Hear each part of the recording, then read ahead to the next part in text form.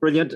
Maeve, who said that? Maeve, was it? That's me, Maeve. You're very welcome, Jerry. And I'll introduce, I'll do a general proper intro now in a minute. We'll just get those people still connecting to audio.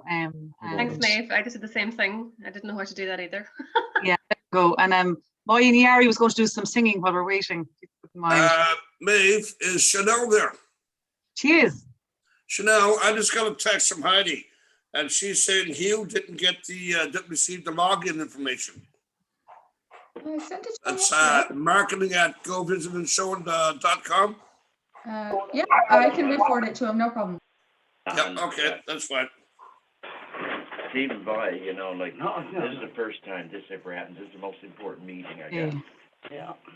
Yeah, and I should have been aware. I'll give one more minute. Looking around the screen here. You're all very welcome anyway. In the meantime, just Alex, could you mute yourselves? I can see somebody rattling a cage or shaking somebody in a cage. So you could mute yourself if you're not speaking. Who else will be there? Okay. 1, 2. I'm just checking to see how we got everybody.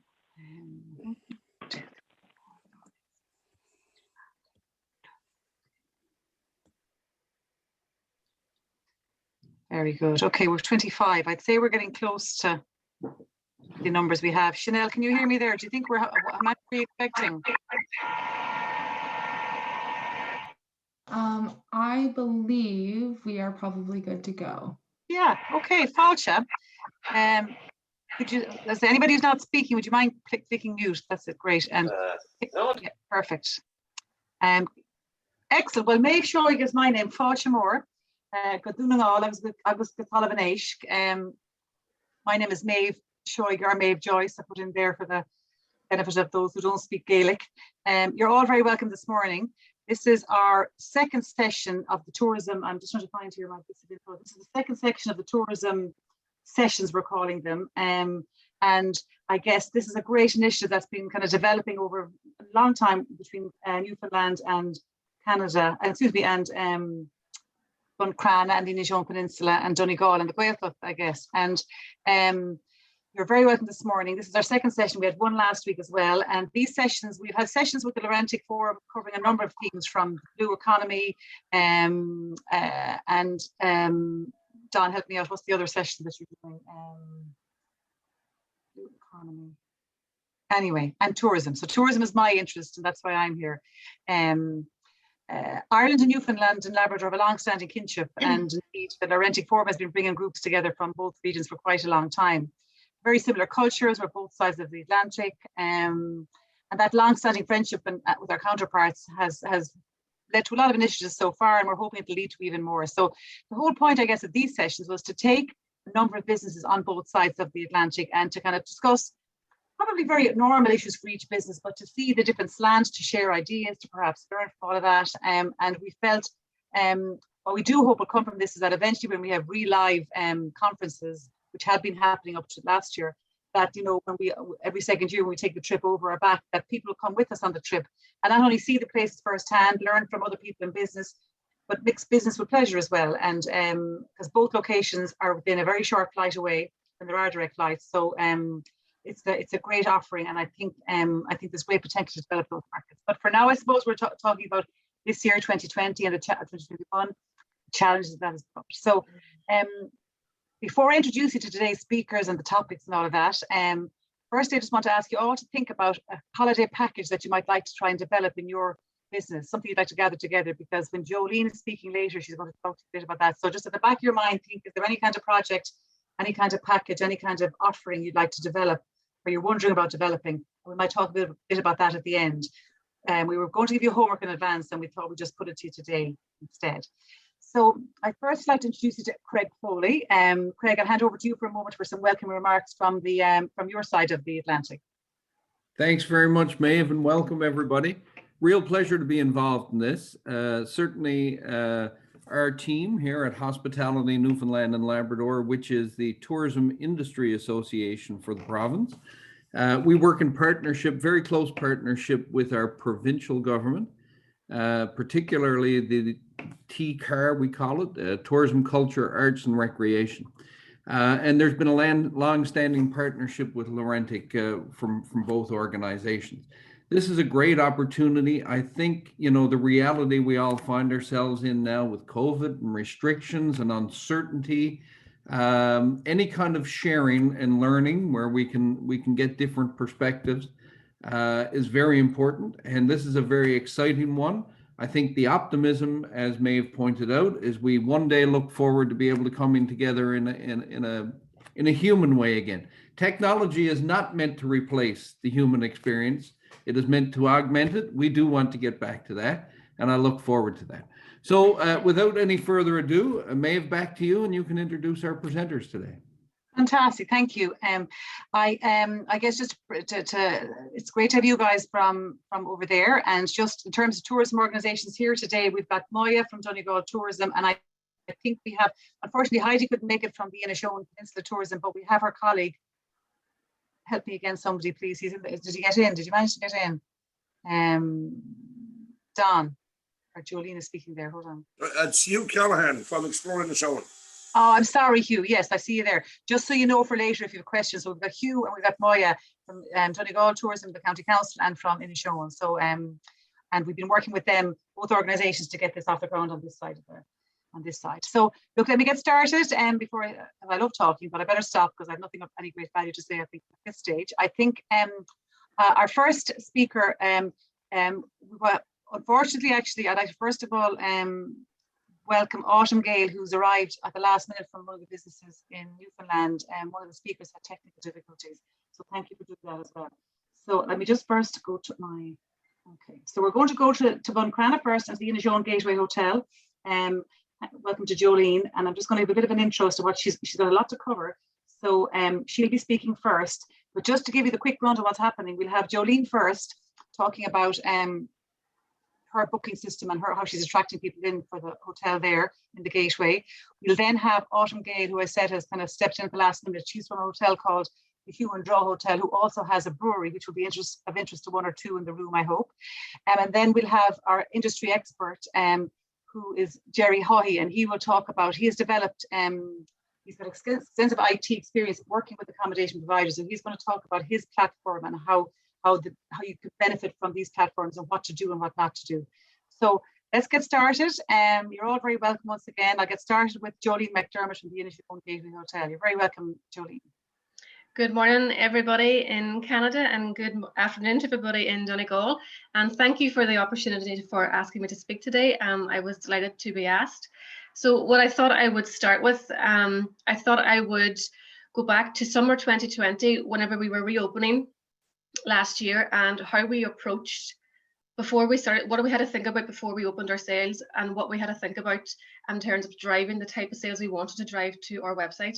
So at the very start, whenever we came back in May last year, we looked at all the restrictions that were in place, that Fáilte Ireland had put in place. They gave us a document that we went through everything in terms of how many people we could look after at one time in any room, how many rooms we had to offer, so what our capacity was. Now, for people in Donegal, I'm sure that's not the same as it was in Canada, but we weren't allowed to serve alcohol to just about anybody that stayed in the hotel. So we really had to make sure our operations were correct before we went and attracted people to stay in the hotel. So on our website then, what we did was we stripped back the packages that we didn't want to be selling. So our room only, our advanced purchase, even our bed and breakfast rate, we stripped back for a good few weeks, because we didn't want people coming to the hotel to be disappointed that they couldn't have drinks if they weren't having food. So it was all about keeping the end experience in mind and making sure they were having a good stay whenever they did manage to come here, and we managed to attract them. So that was where we started off. We then looked at the packages that were left. We cleaned them up. We made sure that they had dinner included. So things like our golf package, our Wild Ireland package, which was in collaboration with the local wildlife reserve, our family packages, making sure that they all had dinner included. Then we looked at what new packages to offer. So we knew from the insights being put out by Fáilte Ireland, we knew by the consumer reports that were being put out that there was new emerging markets coming out, and we wanted to get a hold of them. We wanted to attract them. So the family markets, the couples under 45 markets, these are the kind of things we wanted to attract. People were coming for a good time that wanted to get out and explore the local area. So what we did was we partnered up with a local kayaking company. And we created a package around adventure and Inishowen. So we're right on the water, as you can see in the picture behind us. We're right overlooking Lough Swilly. So we wanted to take all those elements in. So we created a package with Inish Adventures. And for anybody that's starting off, this is what I was thinking to get people thinking about in advance of today, was what kind of package you're looking to work with. And if you are looking to work with outside providers, how those providers could complement your business and how much work is involved. So things we had to think about was the supplier, the terms and conditions involved, agree the pricing and agree how it was going to book. So it is a little bit of extra work to create these packages to promote on your website, and you do have to agree the terms. Who is going to look after this extra work? Do you have the staff on the ground to do that? Because if you're the sole breakfast, the cook, the receptionist, the cleaner, and you're also the sales and marketing person, do you have time to be sitting telling someone on the phone what all the elements are involved in this new package before you start promoting it? So getting those all clear between the both of you, drawing up the terms and conditions and a confirmation letter for the guest does make a lot easier whenever you do launch. So with the package we had in mind then, we did have some opportunities and some problems that we did face. So the problems we faced is that we are an integrated system. So our website connects to our channel manager that connects to our PMS. So bookings just slot in themselves and cancel off themselves. So they're all integrated. But the problem, and it's great at the end whenever the receptionists don't have the work of manually inputting reservations. But the problem we faced is that we can't just run off and create as many new packages as we wanted to. We have to think about if it's going to work long term, because we can't easily, so for every package we create, that's 3 channels we have to communicate with, and there's 5 room types attached to each package. That's 15 points of contact and points of information you have to set up. So if you get it wrong, it's a lot of work that's wasted. Now, the opportunities we did notice was the likes of our bridal suite, for example. Our bridal suite was a room we didn't sell on our website before, but we added it on because there was no demand, obviously, for, well, as much demand midweek for our bridal package. So we were able to add it on as a premium price, a premium product. And once we had that all lined up, we were able to start promoting the package to the markets we wanted to promote it to. So a great tool we use a lot, and it's a great tool for anybody who's starting off this creating content, is canva.com. Canva.com is a free version, or it's a pro version. So I used the free version for years before I moved up to the pro, and I only actually moved to the pro last year. And the pro is great for things like if you've got a really old logo and you want to remove the backdrop or the background of the whiteness of the logo, and you just want to have it slotted seamlessly onto your image. It's a great way of doing that, and it's only €13 a month, so it's only a small fee to pay.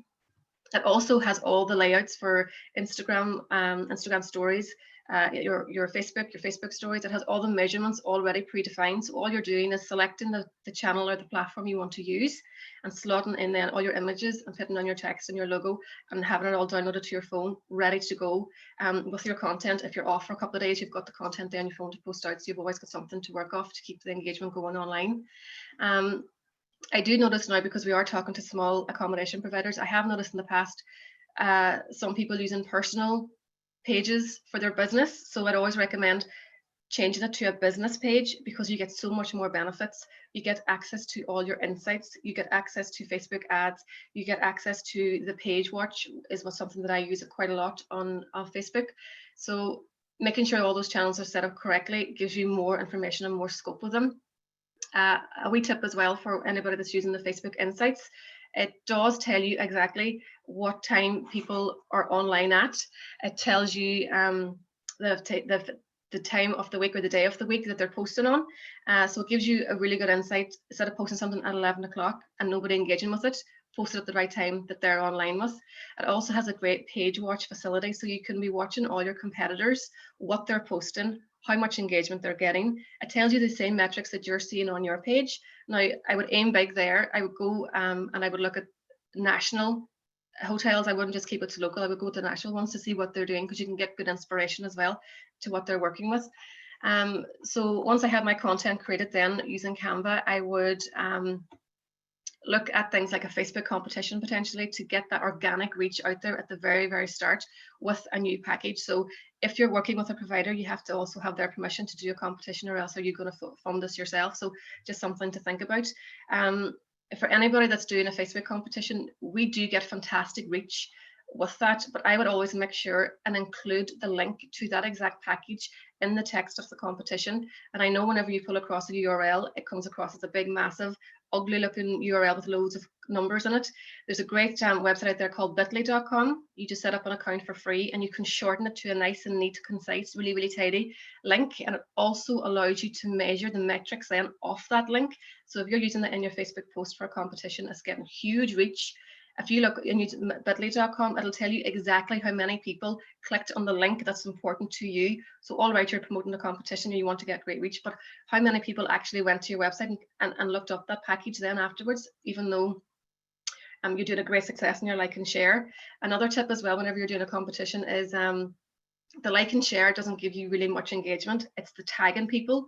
So instead of saying like and share, like both our pages, and giving the person a lot of work, get them to comment on someone they'd bring with them, because it increases the engagement of the post. And it's more than likely they will then read the content, read the competition rules and the guidelines as well. So like and share is just too easy to do. You want to get them involved in some way. So after my social media channels, I would look at potentially a blog. So last year we did a lot of blogs around visiting Donegal. One we did was the top reasons to holiday in Donegal this summer. You can go back into your blogs as well, and you can redo them and you can retweak them. So once they're up there, don't just leave them static. Go back and see how you can improve them. We would actually use any of the content that we created last year with our packages on blogs. We put them into the links in our confirmation letters this year.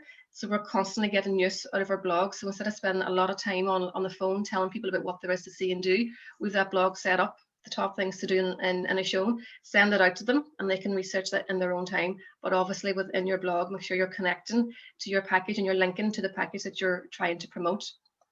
Another thing we did last year was we created specific web pages around the work that Donegal Tourism were doing. So they all had a great campaign around Make a Break for It last year. So we created a page called Make a Break for It to try and tag into that kind of wave of publicity that they were generating.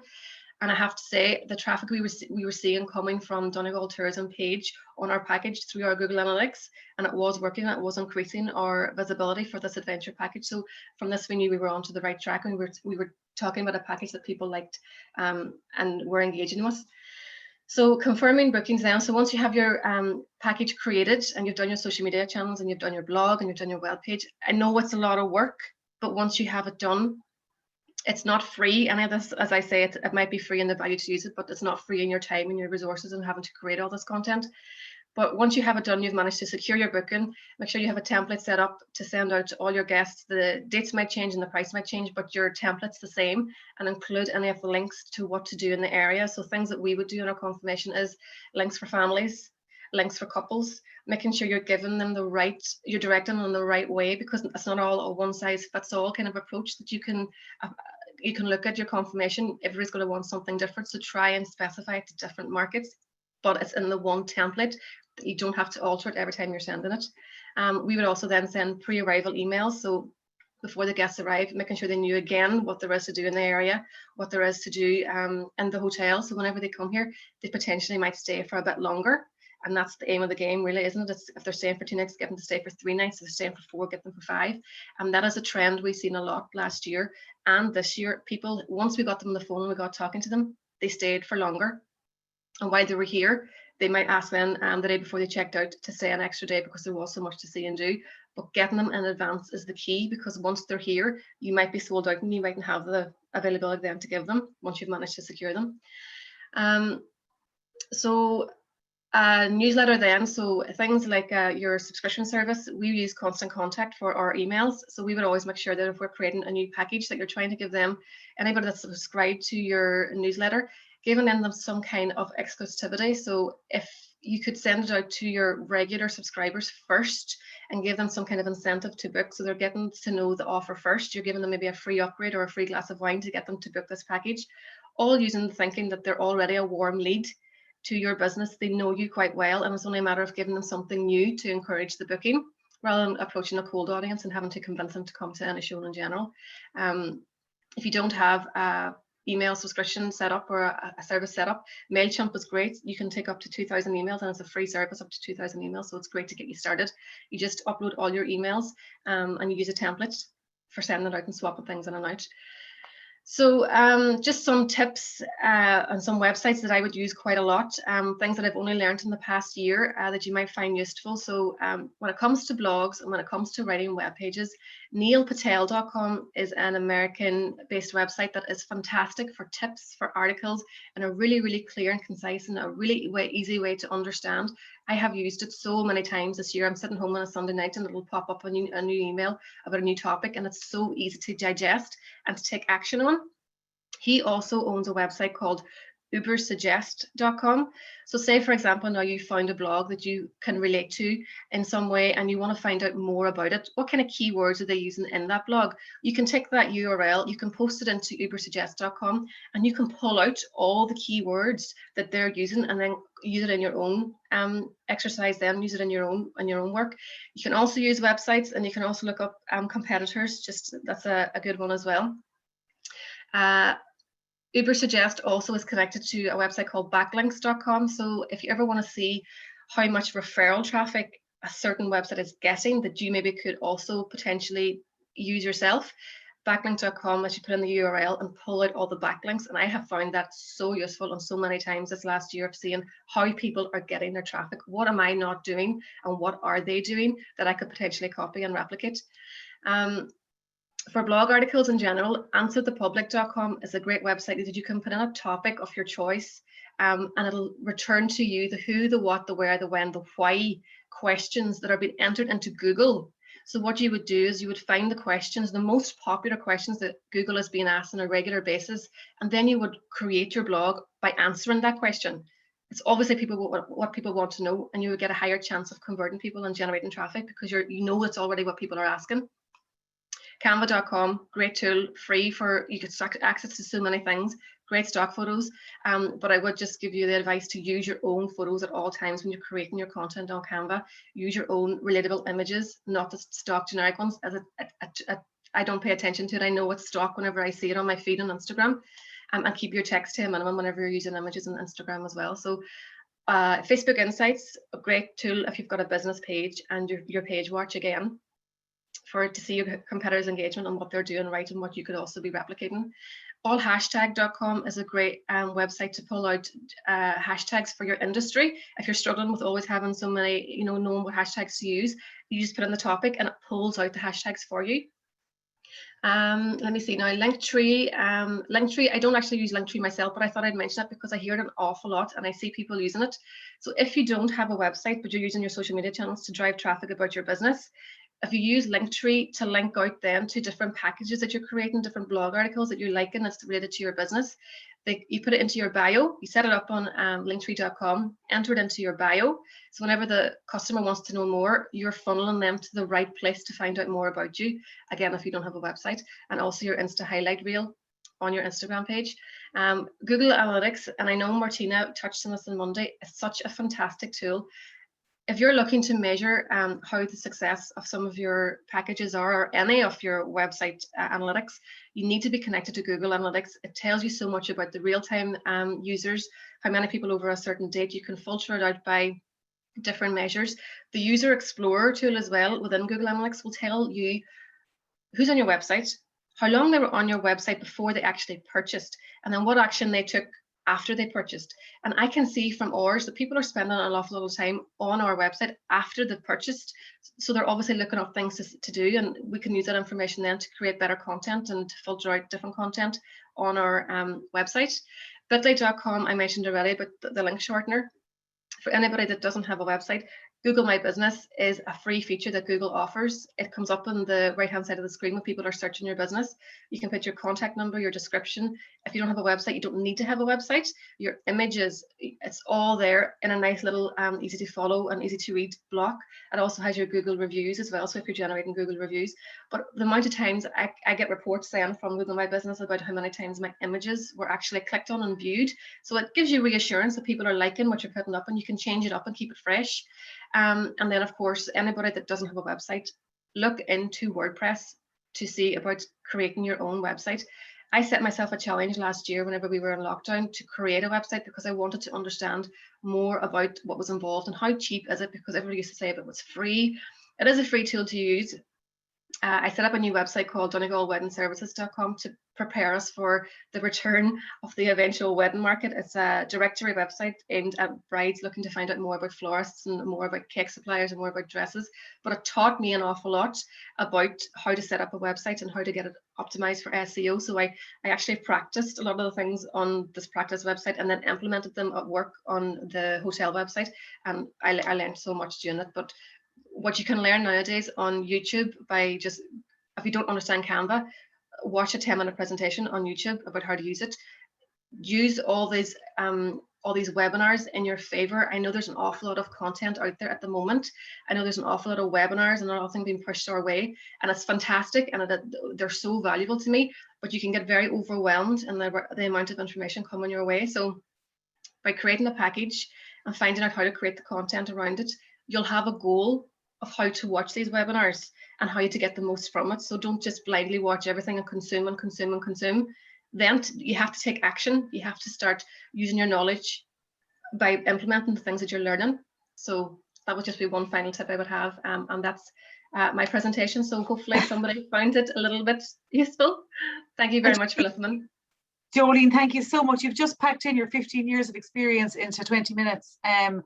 And I know people probably couldn't follow all of the notes, so maybe in the chat you'd put up some more of the links that you mentioned. They're really, really powerful stuff. And I'd say if you're in the game, all that information is very, very practical. And I just, while you were speaking there, I actually did a Google your business. I Googled both Autumn's Hotel and your hotel, and of course both fully written up there. But I was on another business recently, and I couldn't believe, you know, you Googled it and straight away got that message on the right saying, do you own this business? Which means that somebody hadn't populated. And that's, my husband is a mechanic and he has no website and hates all that stuff. But because of the Google My Business, every day he gets phone calls because of it. So without any website, but for accommodation, obviously we expect everybody to have a website anyway, I think in most cases, but really, really useful. Thank you so much. Invaluable. So if you could put a few of the links, or else we can send them afterwards, maybe if you're willing to share them. I think sure. So, and before we go on to Autumn, just to ask people to put up questions in the chat, and if we have time at the end, we'll ask them, or we'll try and take the questions with us later to answer. But if anybody wants to hear anything again that was mentioned, just put a note up in the chat and we'll try and answer it. But that's fantastic, Jodie. Thank you so much. So we're now delighted to introduce another hotelier, Autumn Gale from the Hue and Draw Hotel. And I've only just been checking it out, and I know you tell us a bit about what you're doing there, but I like the idea of the brewery alongside it.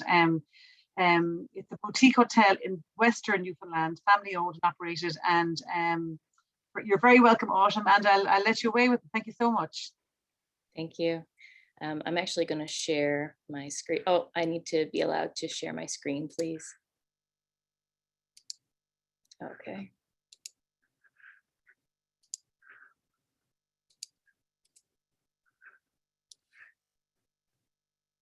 All right, so I'm Autumn Gale. I'm the Director of Operations for the Hue and Draw Hotel and Boomstick Brewing in Corner Brook, Newfoundland. We are a fairly new business. We opened in March of 2020. So today I'm really going to focus on how we set up our new business and how we developed all of our systems to target online bookings. So the hotel and the brewery were really widely anticipated by locals and non-residents. We were the first new hotel for Corner Brook in over 30 years, and the first hotel craft brewery combination in all of Eastern Canada. There's actually only 3 in all of North America. So the goal of the Hue and Draw Hotel is to attract guests that want more than a bed and 4 walls. Our guests really want an experience when they stay in our hotel, and the hotel's themed to pay homage to the community's history and natural resources and our beautiful surroundings in Western Newfoundland. So in our suites, you'll find natural textures, nature-based designs, and very thoughtfully crafted palettes that create a unique feeling of modern luxury in a very natural and humble setting. The Hue and Draw aims to offer something new for residents and visitors to the region, a hotel and brewery combo with amplified amenities and tons of value-added services, including a full range of packages with external people. We have brewery tours, all local consumables in our guest suites, a rotating curation of Western Newfoundland artwork, a rooftop patio with hot tubs and a restaurant, full fitness and conferencing facilities right here on our one location.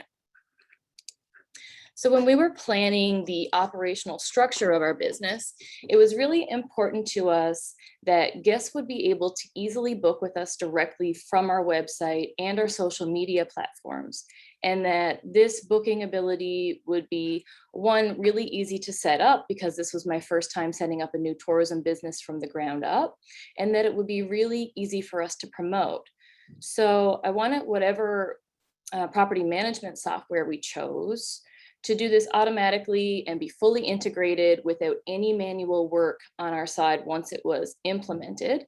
And we wanted to reduce our dependency on OTAs, eliminate any potential for overbookings, and free up our front desk agents for more one-on-one time with our guests.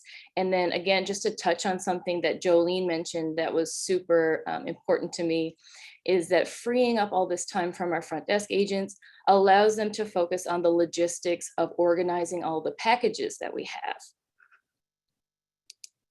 So after a few demos with some software providers, we ended up selecting Cloudbeds PMS, which is a cloud-based property management software that really easily integrates to your website, to your social media, and then important for us, the point of sale system that I had already selected for the brewery and tap room side of our business, which is Lightspeed. So we had to find something that allowed all of our different operational systems to work together. It also connects directly with our OTAs that we did decide to work with.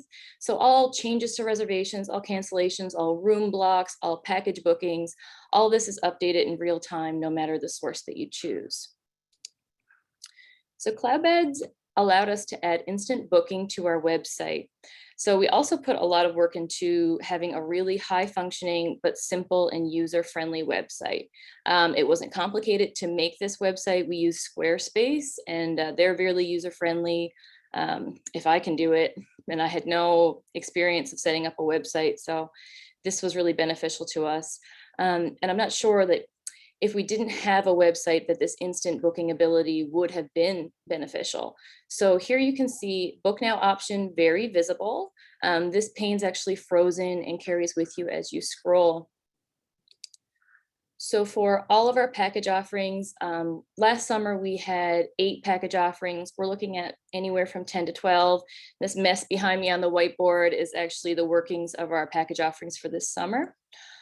So the book now option carries right through to the link to our package offerings, and the link on any social media marketing will take you right to here as well. So you can see that the guest is really encouraged to book with us directly on the web. We even call right up here on the top arrow, we even say, calling us is old school. So we're really trying to promote that online booking. Again, so now here on our Facebook page, Cloudbeds allowed us to easily that's my Siri, allowed us to easily integrate with our social media platforms. So we have the book now option here as well. And we generally find a way to include a link to directly book with us in almost every post, just as part of our regular marketing strategy. So you can see here a post from March 11th. We even found a way to get people to click on our packages just by announcing that, hey, we're in level 3 and our restaurant's reopened. So anytime you click on those links, it brings you to our direct booking site. And this is powered by Cloudbeds, very user-friendly, very simplistic. My favorite part is this little widget that Cloudbeds provides, and it shows you all the rates from all of your OTAs, all your sources, and it shows the consumer that this is actually saving you money to book directly on our website. And I feel like a lot of travelers still don't realize this. So it's nice that they have it right there in front of them with this little widget. It does require a bit of work on the hotelier's part. I had to inflate our rates on all of our OTAs to make up for the high commissions that we pay, and to make sure that at all times the direct rate is cheaper for the consumer, because you wouldn't want them to click on it and it'd be more expensive to book on your website. So to see how we're performing, Cloudbeds also offers a really great price intelligence engine. This was an add-on. I believe that a lot of PMS software has something similar to this. So it was an add-on to our subscription, but it's probably my favorite thing. It's a great place to compare pricing to your previous years. You can see that just up top here, even though we were barely open last year. I mean, next year it'll be a better resource. And you can also set up comp sets for other properties that you choose. So that's down here. So I follow all of the other hotels in our region. I also follow all the hotels in St. John's on the other side of the province to compare our pricing, make sure that we're not missing out on any patterns that other people are picking up on. But for the purposes of this discussion, the best part about this page is right here. So this lists all of your reservation sourcing.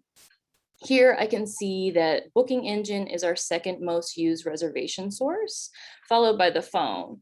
Now, I do believe that this is a symptom of current times, and that once the world starts to open up, this trend is going to dissolve. People are not going to be booking by phone as much. They're going to be relying on web-based searches to find, things in Western Newfoundland.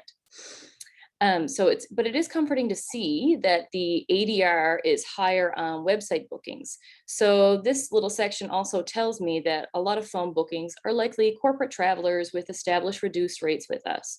And, it's just a nice tool to be able to see how our book engine is performing. All that said, with everything set up, I don't just get to kick back and relax. There's still a lot of work to be done to maximize our online presence and web bookings.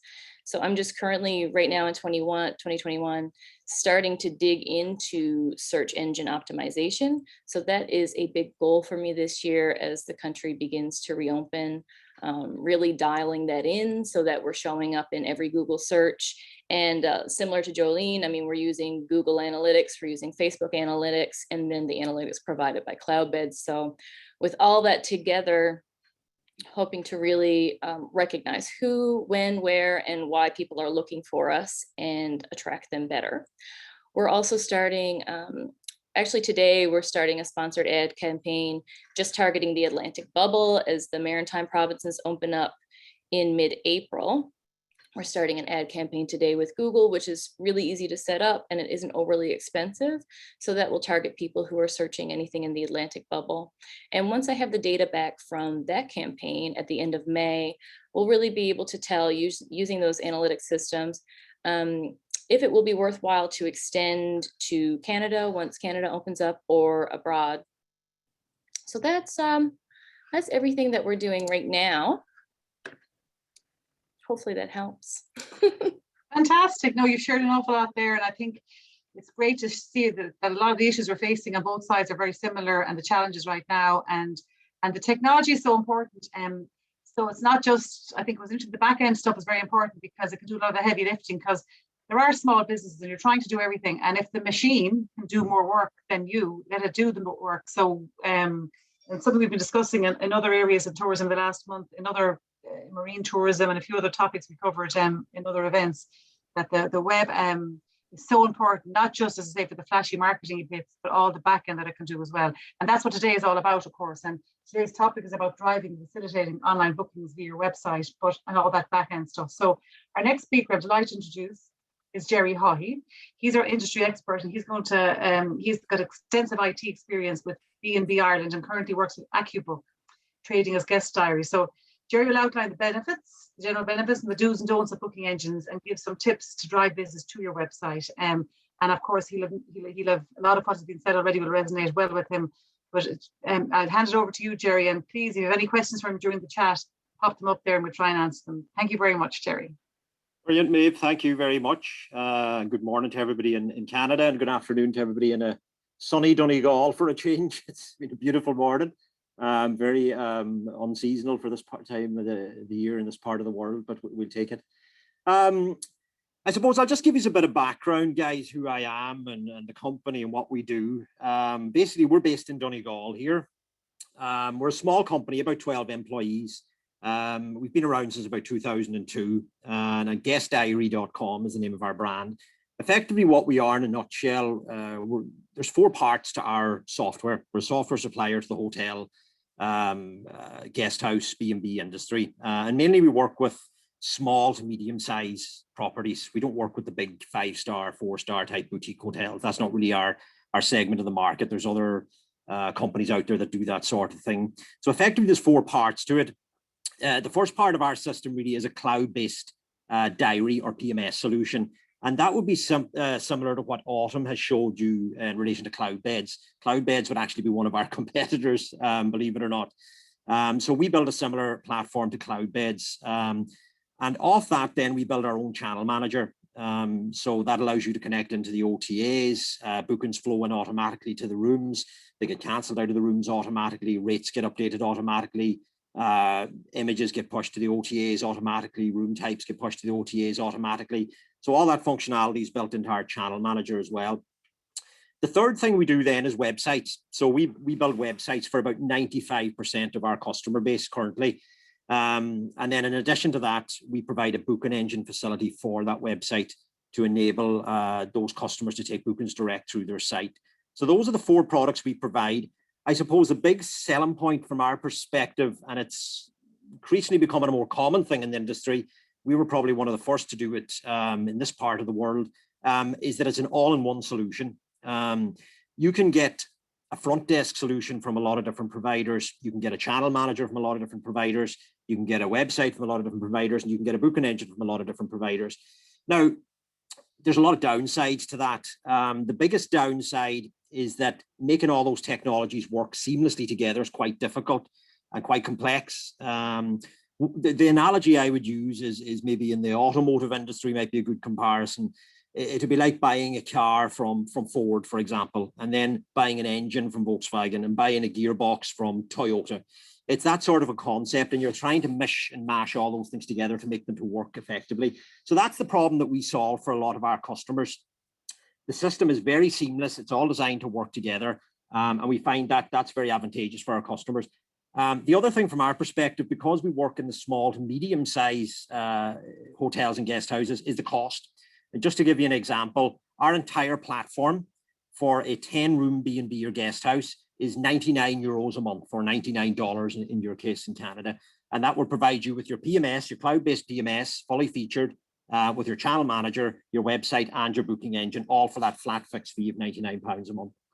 So we've been around, as I say, for about 20 years doing this.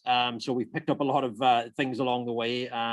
So I suppose what I want to focus on today, and there might be a bit of overlap with what I say based on what Jolene and Autumn discussed with you, but I suppose it'll just re-emphasize these things. There's a lot of commonality between what the guys have discussed there and the points I'm going to try and address today. I mean, really, there's about 22 points. I'm going to just fly through pretty quickly. I'm not going to dwell too much on any of them. Hopefully you'll get something out of them on your end.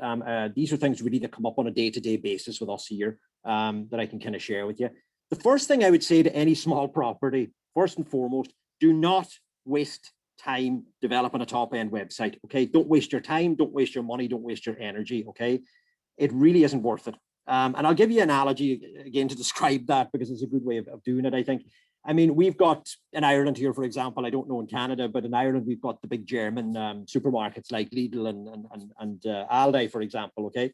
So, you know, if I go into one of those supermarkets on a Thursday to buy some particular item, I haven't gone in there because of the color of the store or the color of the till or the color of the floor or the roof or whatever it is. I haven't gone in because of the way it looks. I've gone into that store because I have picked up a promotional flyer on my way out doing my shopping on Saturday, and that has showed me that there's a tool set in there that I want maybe the following Thursday. So that brings me back in the door. So what am I saying there? I'm saying the look and feel of the website is not the key thing here. The key thing is the sales and marketing, and I can't hammer that home enough to small properties.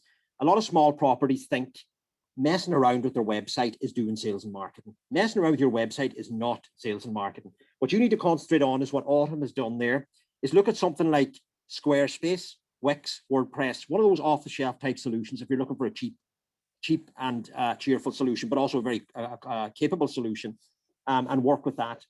There's no need to spend thousands and thousands of dollars or euros on a website. So that's the first thing I'll say to you.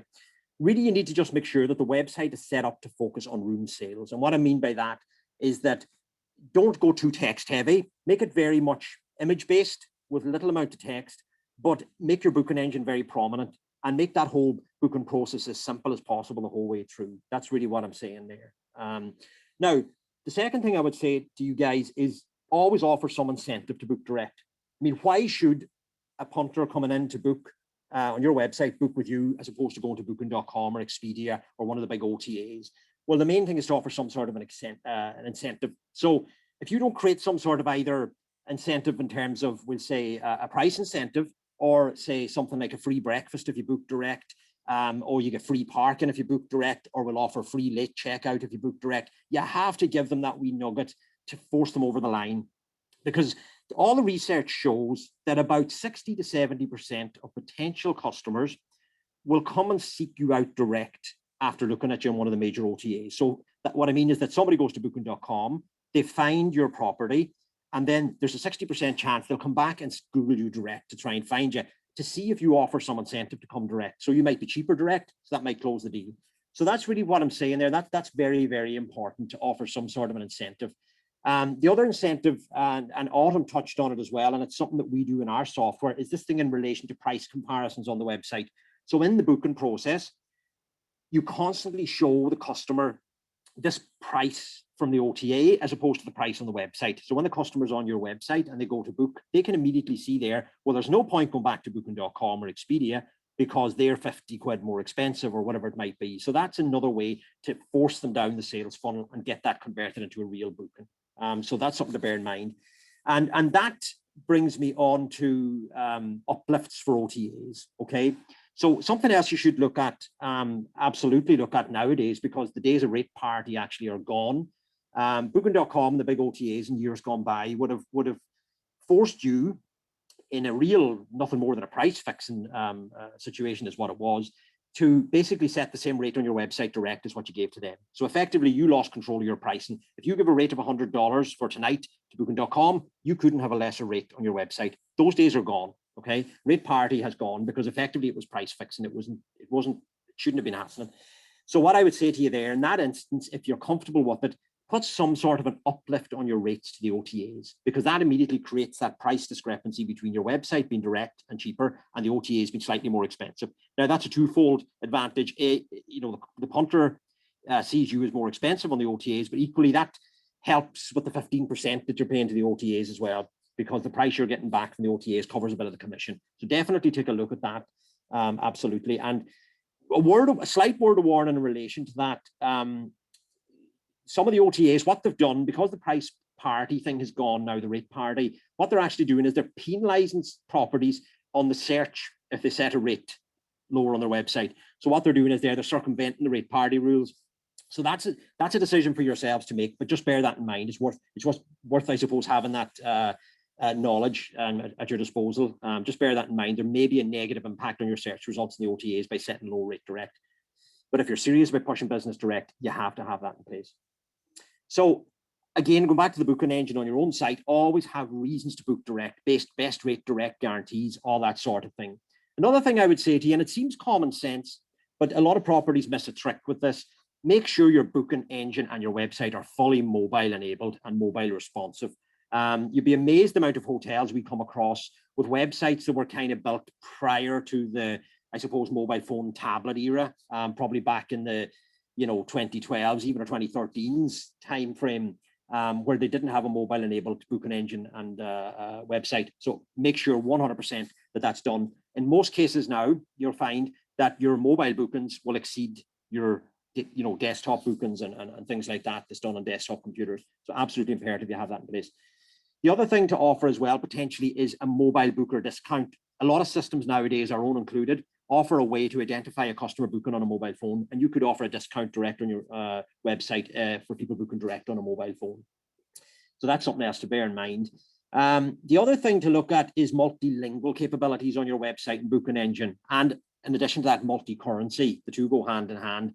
Take, for example, I know on our side of the Atlantic here, particularly Dublin and London, the two big cities here in Western Europe where we are, about 70% of the bookings that come into those two locations are international travelers. They're not domestic, obviously. They're tourists coming in, obviously not at the minute, but in better times, we'll say in a year's time, that will be the case.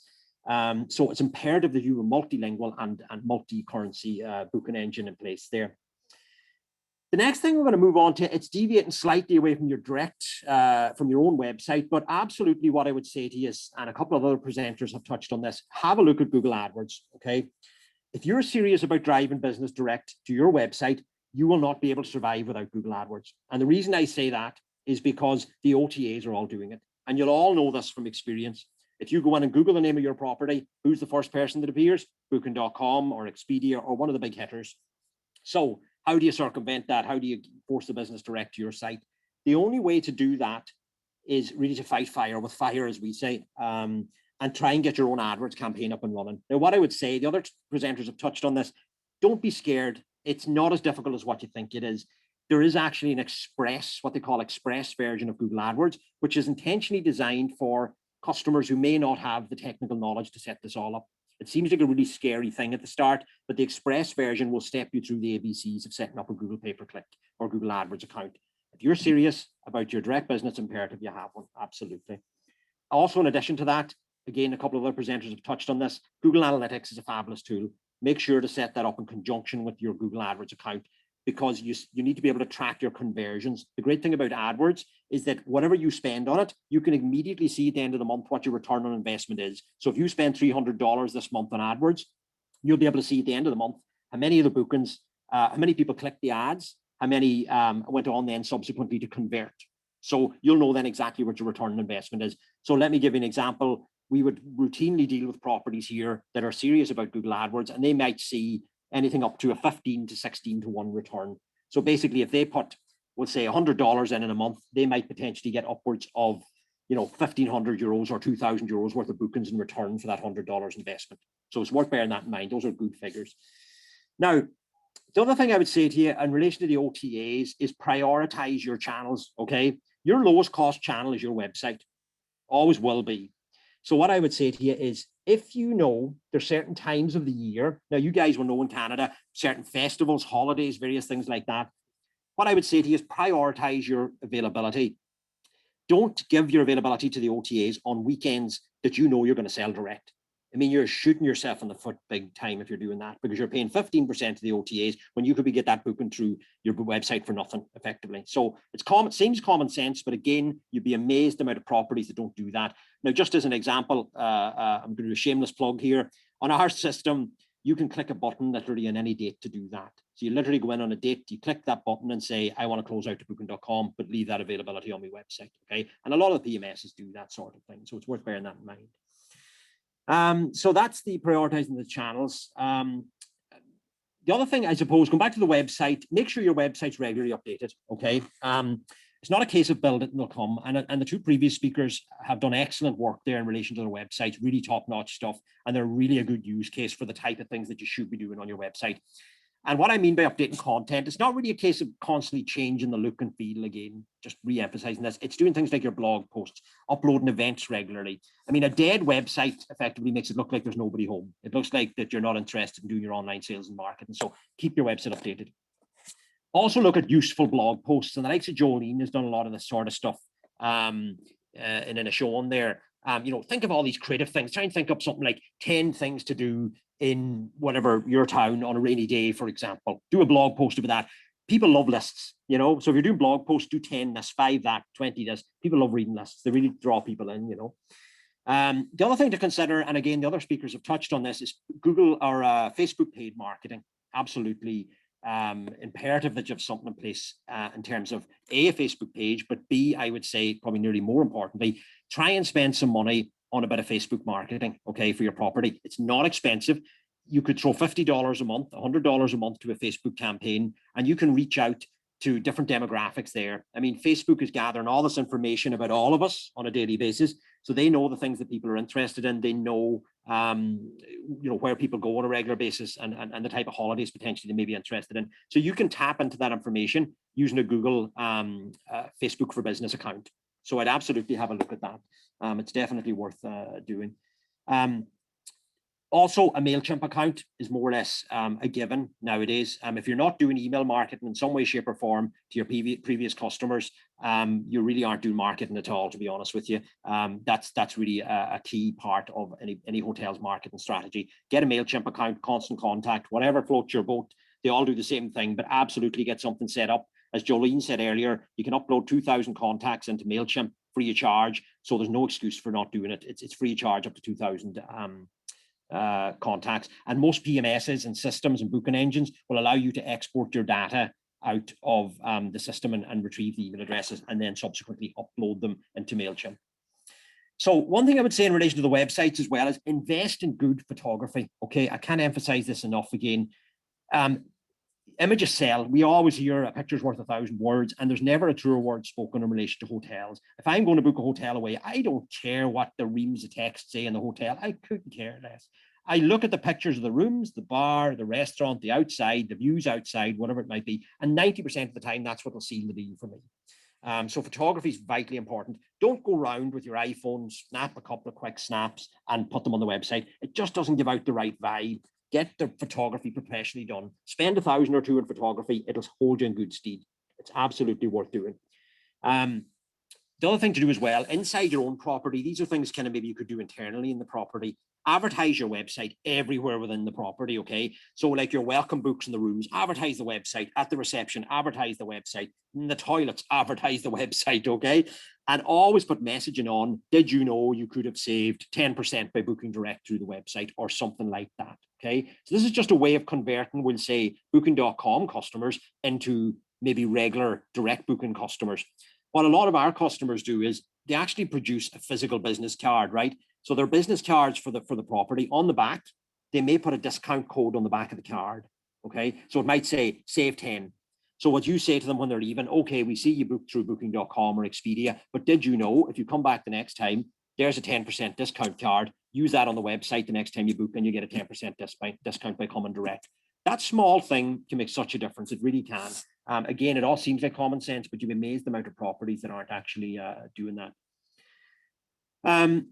So also this, I mean, it's a simple thing, but make sure and always promote your website on your email signatures. We find a lot of hotels don't have an email signature, believe it or not. And I don't know why, because it's something they're doing every day of the week. They're all emailing, you're all emailing every day of the week, but most people forget to put maybe their details on the signature. So don't forget to do that. That's what I would say to you. Another quick one in relation to the booking engine, right? And this is something that comes up from time to time. What I would say to you is, if you don't need all the information in relation to a customer, so any booking form will ask for a number of mandatory fields. They'll say first name, last name, telephone number, email, street address, postcode, zip code, country. You got all these different fields. It's laborious to fill that out in most cases. And people go, oh, this is tough. I don't want to have to do this. So what you can do in a lot of booking engines is you can disable the requirement to retrieve, let's say, a postal address. So all the customer has to enter first name, last name, email address, phone number, and they can complete the booking. That is much better from a conversion perspective. The less work the customer has to do, the better chance you have of getting a booking from them. Now, this is something that a couple of other previous speakers have hit on as well. And you really have to do this. If you haven't done this, the first thing I would say to you today, if you're going to do one thing after this presentation, is sort out your Google Places for Business. Okay, just go and do it. And as the guys were saying, you can just go in and claim the business. Okay, so you Google your business, you can guarantee it'll appear on the right hand side, and there is a button there to click claim your business. Absolutely go and do that. Get your listing up to date there. With your images, your phone number, your website address, your facilities and the property, and you can link all that into different things like Google reviews and so on as well. That's imperative because that all appears in Google's ecosystem. So what I mean by that is, say for example, someone's using Google Maps, just as an example, that is driven by Google Places for Business. And if you don't have your business claimed, you ain't appearing properly on Google Maps. So you may not likely get a booking from somebody on the road using Google Maps on their Android phone or their iPhone. Okay, so absolutely get that sorted out.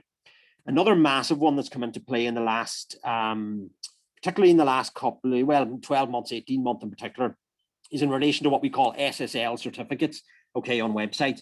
Absolutely get one sorted, because this is like the wee padlock on the top left that you see on your banking website, or 90% of websites nowadays have them. And that effectively just gives the customer peace of mind that your website's fully encrypted and secure.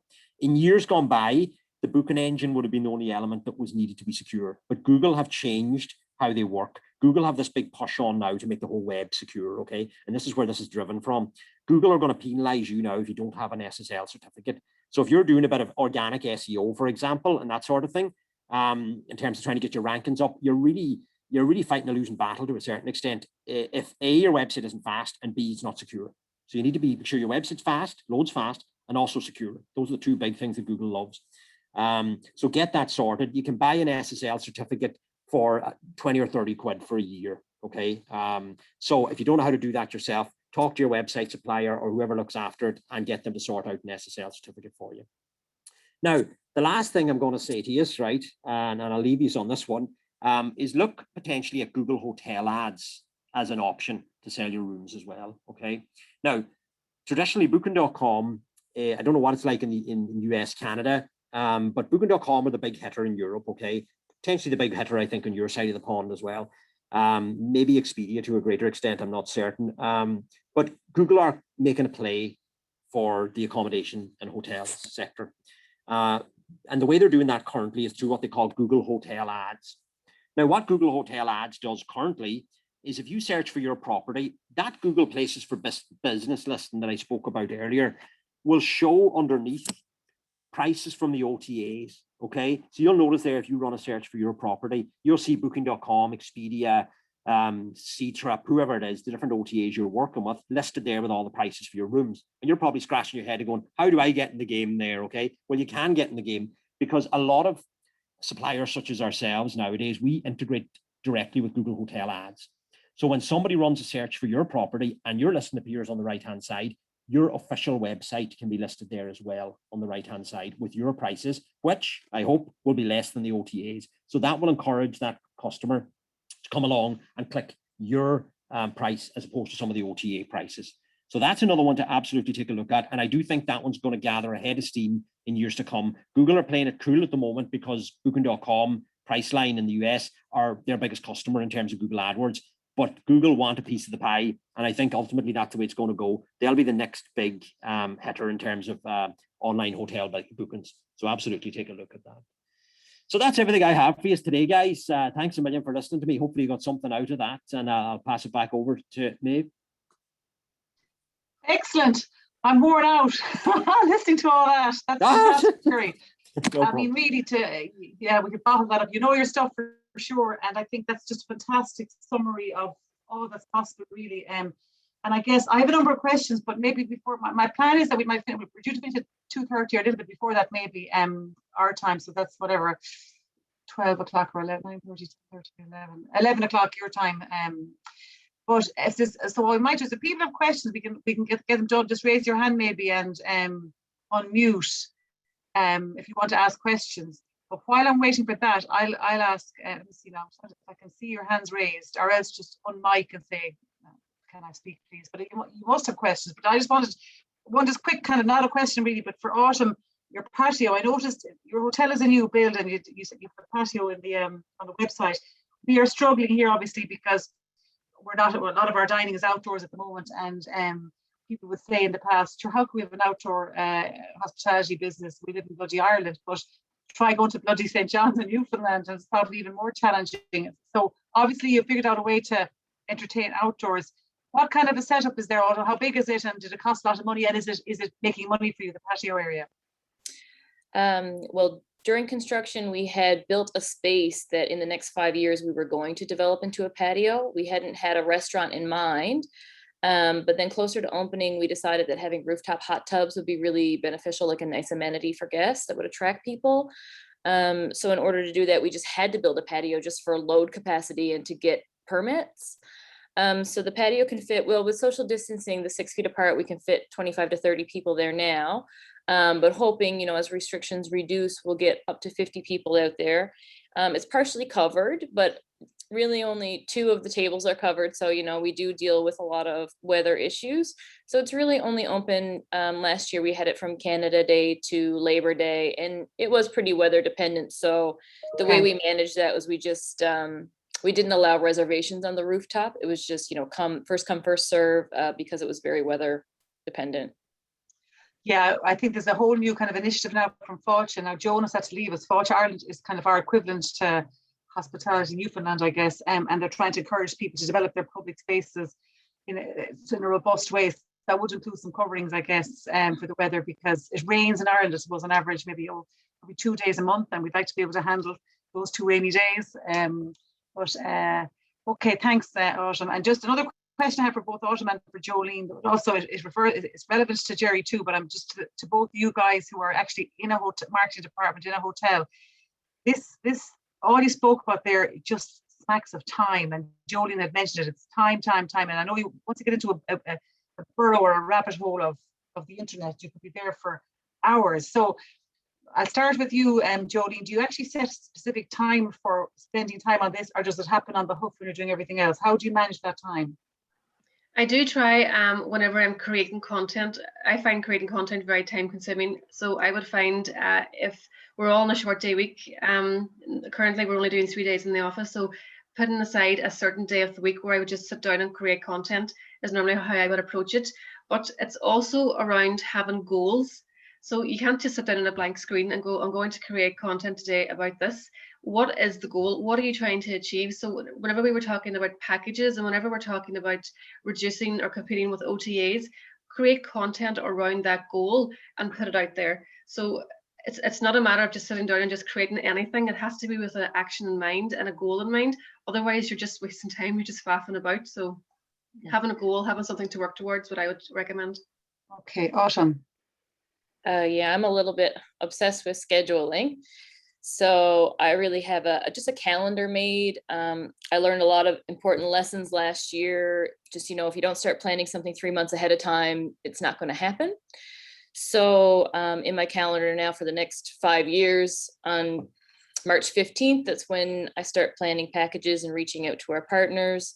And then twice a week, we have scheduled for social media content for both businesses. So we do 2 posts a week for each business, and they're on rotating days of the week. So it's not always Tuesday, Thursday, or Monday, Wednesday. And then, if we don't have anything to say, we don't post, but it's just a reminder that pops up in the schedule to say, okay, if anything's happening this week, make sure you post about it. And then when it comes to checking analytics and catching up on just the business and organizing anything that I need to with our tour providers or answering reviews, I just do that every single morning. So that's the first thing that I do in the morning when I grab a coffee. I go onto Google, I go onto our OTAs and on a TripAdvisor, and I just check to see if there are any reviews. I answer them and just catch up on anything that needs to be done in that regard, and see how many bookings we received last night, how many cancellations came in the day prior, and just try to figure out why. Yeah. Sometimes there's just no reason. Just that's it. Thank you. And Jerry, though I suppose you're interacting with all the businesses, and when you get them set up initially as a client and in the long term, do you have long-running relations with them? I see very good praise here coming from James and Costello Hotel. What's the kind of, do you give them, how do you enable them, and do you sort of give them a how-to lesson on how to manage all this long term, or how much of it do you do and how much of it do you enable the client to do? Yeah, it's an interesting question, Maeve. We've kind of pivoted from, traditionally we would have been a company that done a lot of this for customers, okay? We would have worked on the basis of commission with some of the customers. So what we used to do, we would have taken, say, a percentage commission from a customer, say 3%, we'll say, for each direct website booking. And as part of that 3%, what we would have done is we would have assisted them with a lot of the sales and marketing side of things. Now, we've moved away from that. We're more of a service company nowadays, in terms of a software company. Really, we're a SaaS product. So we focus very much on our own software in-house and selling that software to hotels, basically on a subscription basis. So we don't do as much of the stuff there that I've discussed today that we've probably done in the past. We're very much immersed in our own wee world now. I mean, ultimately what it comes down to, we find with the smaller properties, you have a decision to make here, right?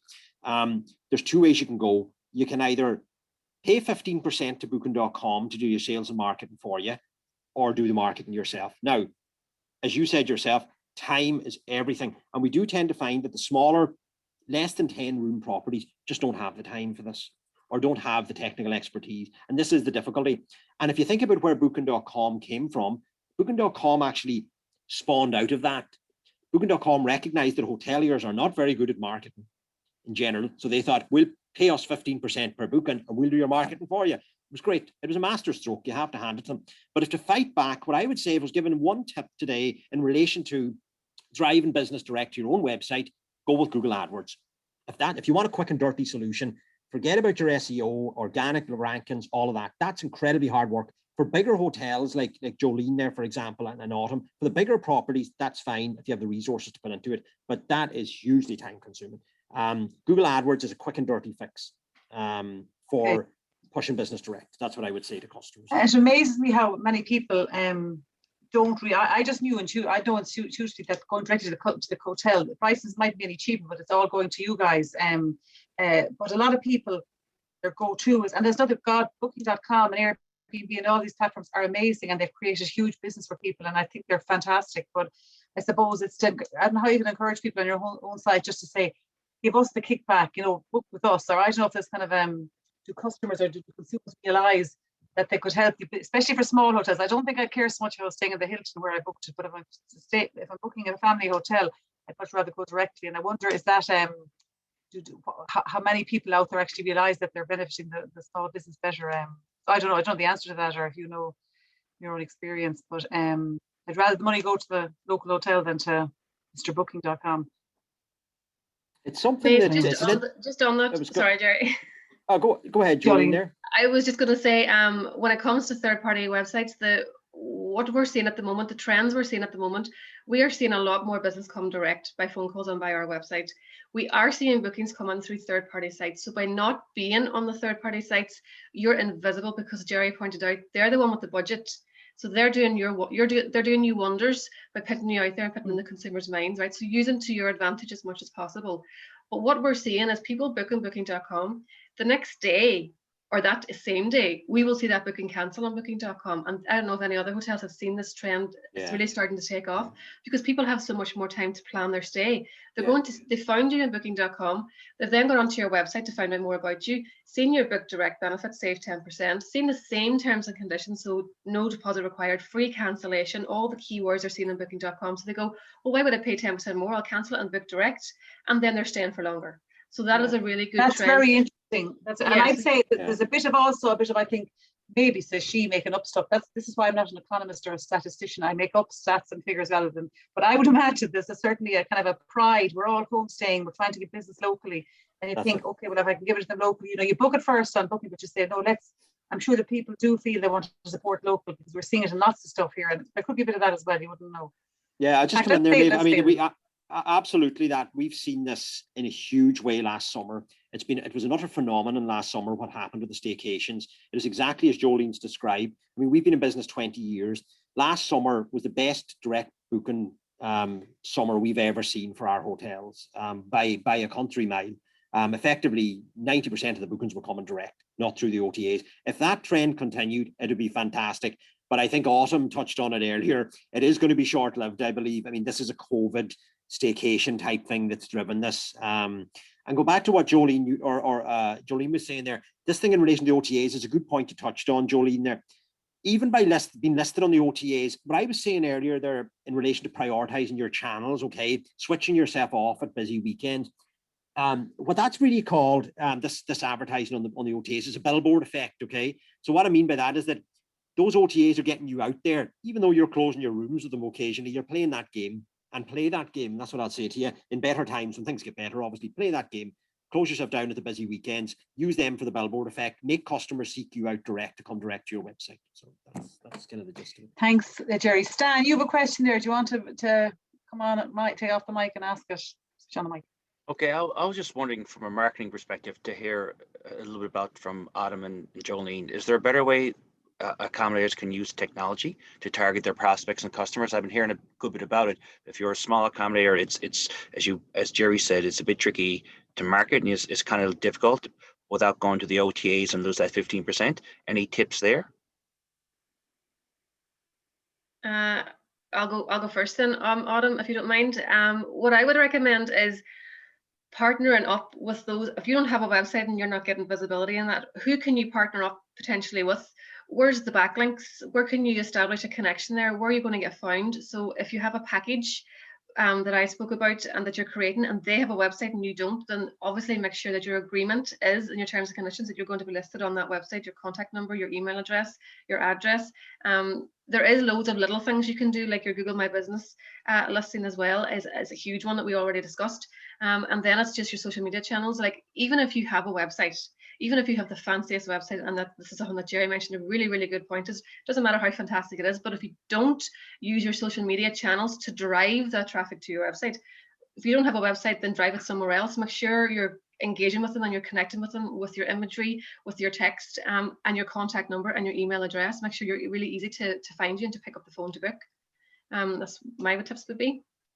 Yeah, I totally agree. Take the time, even if you're limited for time, take the time to do your social media. Take the time to make sure that you're on Google and you're participating in Google marketing. And also, I don't think this was mentioned yet, but with your OTAs, with your Booking.com and your Expedias, if you don't invest your time in making sure that you're at least set up with contracts for them, they will list you as full. So if you don't have a contract with Expedia or Booking.com, they'll still list the Hue and Draw hotel, but they'll say no rooms available, and that could prevent you from getting any bookings. So my advice would be take the time. It is time consuming to set up those accounts, but do it and then find ways to promote yourself directly or get that repeat business from them the next time that they stay with you to book directly, because it's better than preventing them from booking at all. Great, yeah, good tip. Thank Now, you, ladies. Thank you. We're coming close to the end, so I'll finish up fairly soon, but just a few people have put their hotel names up in the chat. So what I'm going to do is ask each of you one by one, just to give us either a one-liner or your byline or your logo or something about your hotel or your area where you are. There's about 3 or 4 people with their names up here. And if anybody else wants to say a few words after that about who they are, put their name up in the chat. But I'm going to start with, and ask you to switch on your mic, Purple Hotel. That was the first one in, I think. Was that the one in the book that I read by, anyway, let's just be, anyway, Purple Hotel, please just put on your mic and just tell us a bit about you and what your your USP is, I guess, and you're still there. No? Okay, I'll come back to you. I see James in the Cushlanore Hotel.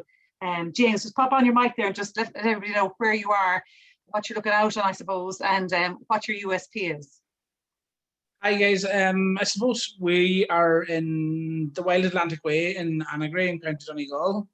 We're in the Donegal-Gilthart region. Our hotel is located overlooking the bay, and I suppose we're a small family-run hotel. We have unique scenery, surroundings, beautiful landscapes, and I suppose the strength of our business and the core of our business is our food trade. We have based our entire business on constantly delivering high quality food offering, and that's really it. Located, now says she who doesn't even know the area, he's located within 400 meters of the world's most scenic airport. Would that be correct? So there you go. Thank you, James, very much. So next I see here Cindy, isn't it? Cindy and John in Georgetown Inn. Cindy and John, would you pop on your mic there and we'll say hi. Hi guys. Hi, how are you? How are you? So we're Cindy and John Pertill of the Georgetown Inn in St. John's, Newfoundland. John's dad is from County Clare and his mom's from County Mayo. And we're the home of the Newfoundland and Labrador Rose of Tralee Centre. So we've been running the Rose of Tralee here in Newfoundland for the last 9 to 10 years. So when we had the opportunity to move to St. John's and open a bed and breakfast inn, it was a no-brainer. So we too are right on the side of the Atlantic. So we're a bit of a wild Atlantic way ourselves. And we're in the heart of the city of St. John's, and we're steps to Signal Hill. We're steps to Cape Spear, which is the first place that the sun rises in all of North America. So we see New Year's. We ring in the New Year for the in the very first spot in all of North America. We have some really great dining here in St. John's, and some great things to see. We have the oldest police force in all of North America, and that's the Royal Newfoundland Constabulary, which was populated, the employees were populated by all the Irish when they first landed here.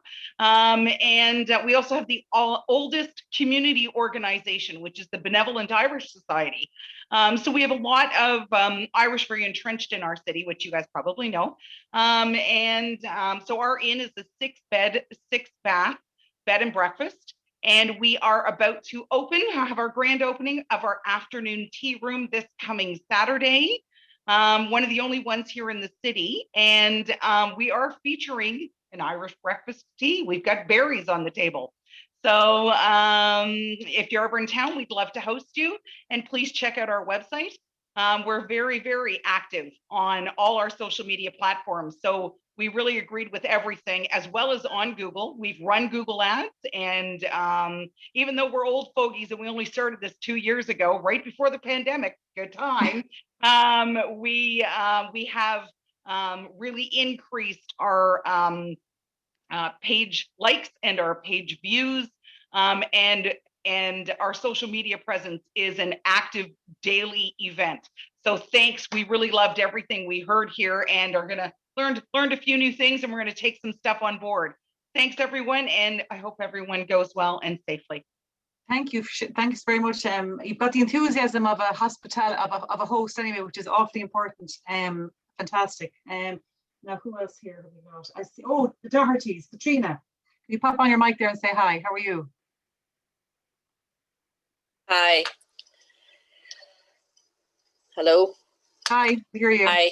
Good. I'm Katrina Doherty, Seaview Tavern, Mallinhead. We're at the most northerly point in Ireland.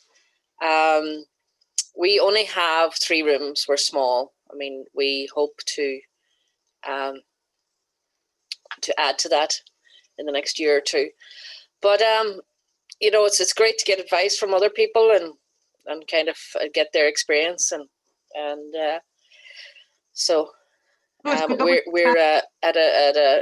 right on the Atlantic, so our location is great, except as you were saying, for the outside dining, maybe not for that, but we just have to plow on and do what we can, you know. Very good. And are you open all year round, Katrina? We're normally open all year round. Yeah, normally. Very good. I grew up in a bed and breakfast in Salt Hill, which to the Newfoundlanders would be the equivalent of, I don't know, what's that place? It's like the Las Vegas of Ireland, only it's like, what would we call it? The Blackpool of Ireland. So I grew up in a bed and breakfast there, and I learned all about the trick was in the morning, try and sell an extra night so we wouldn't have to change the sheets. So I'm now doing the opposite. So the trick was to get them to stay. So you send them to go on a day trip here, there, and everywhere, and think about changing the bloody bed sheets. So I relate to it. Okay, nobody else says, I don't want to go asking people, poking people to speak if they want to, but what we do hope to do before I finish up here is we will keep your details on file, and we had a lovely session on Monday as well. And I think there's great merit in learning from each other and meeting each other and maybe making those trips sometime when we can travel. I think it'll be very, very useful. So anybody else doesn't want to say a few words? I just have a few wrapping up. I'd like, Craig, maybe you'll say a few more words before we wrap up, please. Just delighted with the session today, and Maeve, thanks very much for hosting. I learned a lot today. I spent the first 15 years with this organization as the Technology Resource Coordinator. I was the evangelist for technology, and it's funny how, although things have changed, it's still back about the fundamentals. You know, Google AdWords, making sure you've got yourself visible and you're working your system. So I thought it was an excellent presentation. I too, Maeve, am looking forward to a time when we can bring this together. I also, anybody who's heard me speak ever before, I always say, if it's not on Twitter, it didn't happen. I know that Chanel did take a picture already, and we do have it on Twitter. It might be an idea to have a look at HNL's Twitter page and reshare it, just so we can tell other people on both sides of the pond that we're coming together and that there is work taking place.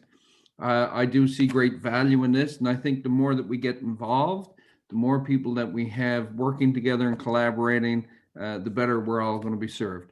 On that note, I will stop. Thanks again, everyone, for participating, and I look forward to the next one. Thanks. Great having two very talkative hosts. We'll never finish. But I guess if it was the good old days, we'd be thanking the hotel and the staff in the hotel for the sandwiches and the tea. And we'd be saying, now you're not invited to a sherry reception. But I'm afraid no sherry reception. But we had Chanel and Alexandra who worked with Craig, and they drove the Zoom, which is not actually, we couldn't do without them. So it's a very, very important platform. We're lucky to have it. And thank you so much, ladies, for helping us today. And also to all the others that helped organize today and last Monday. And you'll be seeing us again, I hope. I suppose the aim is to help people drive their businesses. Thanks, Chanel, for waving. Where's Alexandria? She's there. Great. So look, without further ado, we're just on time, 4 minutes to spare. Happy Easter, everybody. At least you guys can go probably out for a bite to eat. We have to eat in our back gardens or in our on the street with our takeaway food. Enjoy Easter over there, and please God, we'll all be in business in the next 6 weeks, and we'll see you again very soon. Thank you Thanks very so much, much, guys. Great job. Bye, everyone. Bye-bye. Bye. Bye. Happy Easter. Thank you.